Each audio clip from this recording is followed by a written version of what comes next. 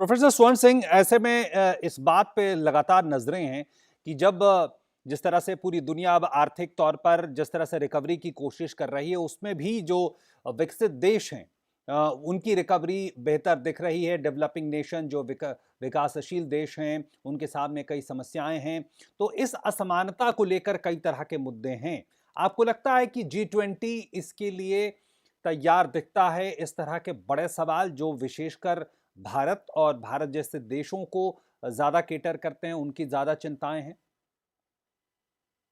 देखिए, विकसित देश जब अपने आर्थिक वृद्धि दर को आगे बढ़ाना चाहते हैं, तो उनको मार्केट्स की ज़रूरत होती है और उनको ऐसे देशों की सहायता की ज़रूरत पड़ती है, जहाँ से उनको उत्पादन कराना हो अपने चीज़ों का और सर्विसेज़ को भी लेकर वो दूसरे देशों पर निर्भर होते हैं वो इस तरह से। तो कहने का मतलब ये कि विकसित देश अपनी वृद्धि को अपने आप में समेट कर नहीं आगे बढ़ा सकते, उनको दूसरे देशों के साथ इसमें जुड़ना होता है। और जब दूसरे देशों के जुड़ने की हम बात करते हैं, तो आप देखें कि दुनिया भर के देशों का अब ध्यान सीधा भारत पर केंद्रित हो रहा है। चाहे वो निवेश के आप आंकड़े पढ़ें कि कितनी तेजी से निवेश विश्व का भारत की ओर उसका रुझान हुआ है, चाहे वो वैक्सीन के उत्पादन को लेकर बात करें, भारत के कोविन की एक एग्जांपल देख लीजिए कि किस तरह से उस प्लेटफॉर्म को यूज करके 100 करोड़ लोगों को वैक्सीनेट करा किया गया है पहले से ही। तो विकासशील देशों के साथ जुड़ना उनका जरूरी हो जाता है और इस एक तरह से G20 जो है उसमें तेजी से बढ़ती हुई आर्थिक व्यवस्थाएं भी हैं, विकसित देश भी हैं। तो उनका आपस में तालमेल कैसे बनेगा, मुझे लगता है उसी को लेकर विश्व की जो आर्थिक व्यवस्था है उसमें बदलाव लाया जा सकता है।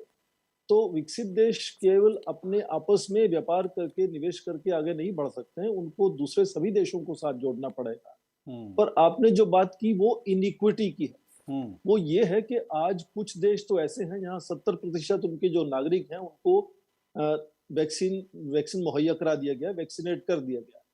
और ठीक दूसरी तरफ ऐसे भी देश हैं जिनमें अभी 2% जनसंख्या को भी अभी मुहैया नहीं हो पाया वैक्सीन। हम्म। और आपने यदि भाषण सुना हो तो इटली के जो नेता हैं हम्म। मौरियो द्रागी ने खुद कहा कि ये उनको बहुत परेशान करता है कि ये इतना जो इनिक्विटी है, इनिक्वालिटी है दुनिया में आज, हम्म। उसको सुधारने की जरूरत है, क्योंकि ये महामारी ऐसी एक चुनौती है कि उसके चलते ना तो आपकी आर्थिक व्यवस्था वापस तेजी पकड़ पाएगी हम्म। और ना ही आप स्वस्थ अपने आप को महसूस सुरक्षित कर पाएंगे, क्योंकि जब तक कोई भी एक नागरिक या कोई एक देश ना तो उसको स्वस्थ की पूरी सहूलियत है, ना उसकी आर्थिक व्यवस्था को आगे बढ़ाया जा रहा है, हम्म। तो विश्व अपने आप को ऐसा नहीं देख सकता कि कुछ देश अपने लोग नागरिकों को स्वस्थ भी दे दें, समृद्धि भी दे दें और दूसरे देशों में ना स्वस्थ हो ना समृद्धि हो।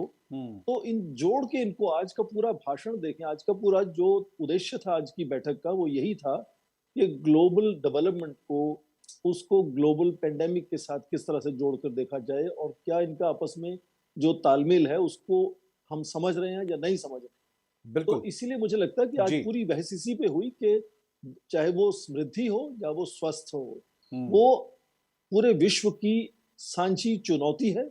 और उसमें ये ठीक है। जो जी। 80% मिलकर जो देश जीडीपी संभालते हैं G20 के, हम्म। उनकी जिम्मेदारी सीधी हो जाती है। यहीं पर तकनीक है, यहीं पर वृद्धि दर है, यहीं हम्म। पर उत्पादन के साधन हैं, बिल्कुल। आयात निर्यात की एक सहूलियत है। तो पूरे विश्व को जब तक ये साथ नहीं लेंगे, तब तक इनकी जिम्मेदारी पूरी नहीं हो पाएगी। इसलिए वो सोच मुझे लगता है कि आज जरूर इस बैठक में बनी। बिल्कुल। प्रोफेसर स्वर्ण सिंह जी, एक आखिरी सवाल कि एक महत्वपूर्ण घटनाक्रम या कहें मुलाकात जिसके बिना ये चर्चा अधूरी है, वो है कि पोप फ्रांसिस से मुलाकात हुई प्रधानमंत्री मोदी की। और इस पे भी उस वहाँ से भी कई बातें निकल कर आई और दोनों नेताओं ने एक समान चिंताएं सामने रखी, चाहे गरीबी उन्मूलन की बात हो या जलवायु परिवर्तन की बात हो। हम जानते हैं दोनों मुद्दों पर प्रधानमंत्री मोदी भी किस तरह से लगातार काम करते रहे हैं। कैसे देखना चाहिए इस मुलाकात को? मुझे लगता है कि कभी आप देखते हैं कि हमारे जो प्रधानमंत्री हैं या उनकी जो पार्टी है, उसको लेकर कई सवाल उठते हैं कि क्या वो दूसरे धर्म के नागरिकों को एक बराबर के नज़र से देखते हैं या नहीं देखते हैं। तो उसमें मुझे लगता है ये बहुत ही इसका महत्व हो जाता है, क्योंकि भारत में आप देखें करीब 2.5 करोड़ क्रिश्चियन पॉपुलेशन है उदाहरण के लिए कहें तो 6 करोड़ पूरी जनसंख्या है इटली की, तो 2.5 करोड़ हमारे यहाँ जो देश में हैं नागरिक भारत के, वो क्रिश्चियंस हैं और उनमें करीब 37% जो हैं वो कैथोलिक क्रिश्चियंस अपने आप को मानते हैं। और भारत के क्रिश्चियन बहुत अलग तरह के हैं, क्योंकि बहुत से हमारे यहाँ जो जनसंख्या क्रिश्चियंस की है, वो क्रिश्चियनिटी के रिचुअल्स में ही विश्वास नहीं रखती, वो भारत की सभ्यता में दूसरे जो रिचुअल्स हैं उनको भी साथ लेकर चलती है। और ज्यादातर इसमें जनसंख्या है जो वो पिछड़े हुए हमारे यहाँ शेड्यूल कास्ट और शेड्यूल बिल्कुल। ट्राइब्स में बहुत बड़ी संख्या वहां से है।